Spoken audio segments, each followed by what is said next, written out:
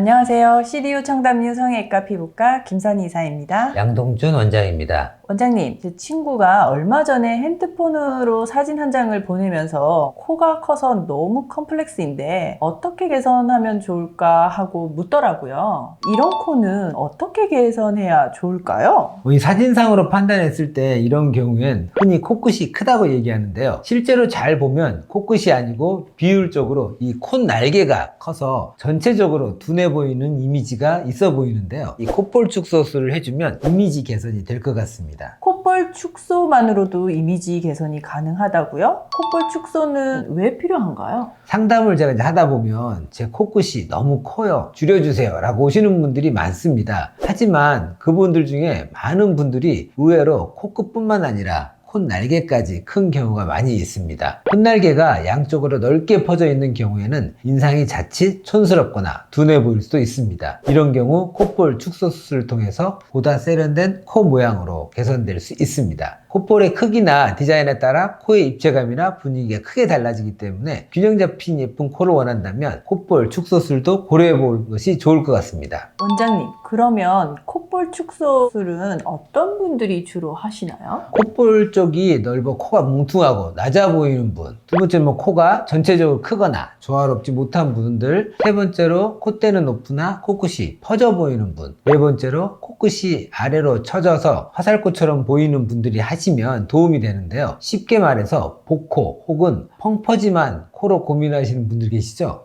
이런 분들이 콧볼 축소를 하면 세련된 코 모양으로 이미지 개선이 가능합니다. 원장님, 저 같은 경우에는 혹시 콧볼 축소가 필요한가요? 이사님 코는 길이도 적당하고 콧볼 넓이도 적당하고 정말 예쁜 코입니다. 굳이 할 필요가 없는 코인데요.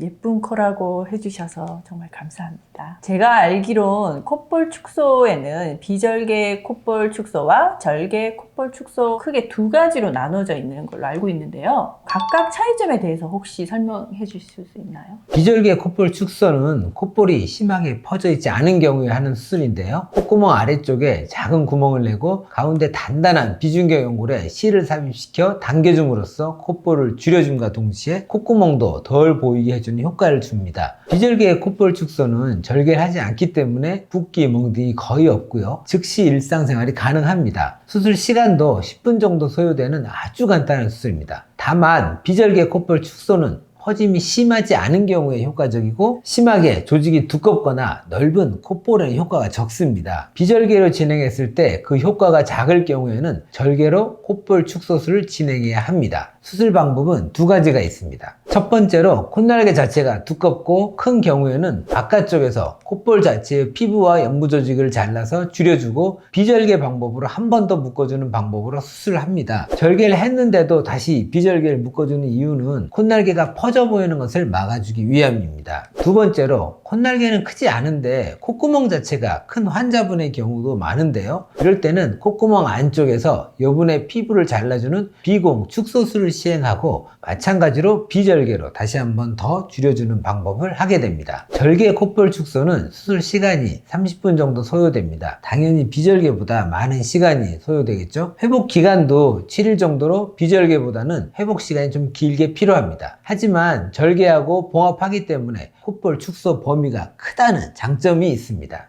비절개 콧볼 축소, 절개 콧볼 축소 어떤 게 더 좋은 건가요? 어떤 것이 더 좋다기보다는 각각의 방식들이 갖고 있는 장단점이 있기 때문에 어떤 방법이 더 적합할지에 대해선 전문의와의 상담을 통해서 결정하는 것이 가장 이상적입니다. 원장님께서는 수술할 때 항상 환자분의 흉터에 대해 제일 먼저 고려해 주시잖아요. 그러면 비절개 콧볼 축소와 절개 콧볼 축소 모두 흉터 없이 수술 가능한가요? CDU 청담이의 비절개 콧볼 축소 수술은 흉터 걱정 없이 받을 수 있는 수술입니다. 콧날개 부분에 바늘 구멍만은 아주 작은 크기로 절개를 한 다음에 그 구멍을 통해 실을 주입하고 실을 잠겨 콧볼을 모아주는 방식이기 때문에 흉터가 거의 생기지 않습니다. 반면 절개 콧볼 축소는 코 아래 피부를 절제하고 봉합하기 때문에 절개 부위가 외부로 노출되어 흉터가 보일 수 있습니다. 하지만 이 경우에도 시간이 지나면 흉터가 점점 흐릿해집니다. 다만 코 주위에 피지선이 많아서 피지 분비가 왕성한 경우에는 아무래도 상처에 영향을 미치기 때문에 다른 분들보다 더 상처가 남을 가능성이 있습니다. 이런 경우에는 수술 후 6개월 6개월 이상이 지나서 절개선이 다 정상, 피부색으로 돌아온 후에 레이저로 흉 치료를 해줘서 흉을 최소화시킬 수도 있습니다. 지금까지 원장님 설명을 들었을 땐 비절개 콧볼 축소가 더 간편하고 빠른 회복이 가능하니 장점이 더 많이 보이는데요. 그러면 비절개 콧볼 축소만 하면 되는 거 아닌가요? 그렇지는 않습니다. 물론 CDU 청담유는 비절개 콧볼 축소로 수술을 많이 하고 있습니다. 하지만 각각의 방식들이 갖고 있는 장단점들이 뚜렷하고 특징들이 서로 다르기 때문에 어떤 방법이 더 적합할지에 대해서는 전문의와 상담 후에 본인에게 적합한 방법을 선택하는 것이 가장 이상적입니다. 코 성형을 고려할 때 콧대의 높이나 코끝의 모양만 고민할 게 아니라 콧볼 모양도 고려해서 수술을 결정해야겠네요. 코가 커서 고민이라는 친구에게도 원장님이 알려주신 유용한 정보 공유해 주겠습니다. 많은 도움 되었으면 좋겠습니다. 콧볼로 고민이신 분들 CDU 청담유에서 후회 없는 콧볼 축소 수술을 경험해 보세요. 오늘도 유용한 정보 되셨다면 좋아요,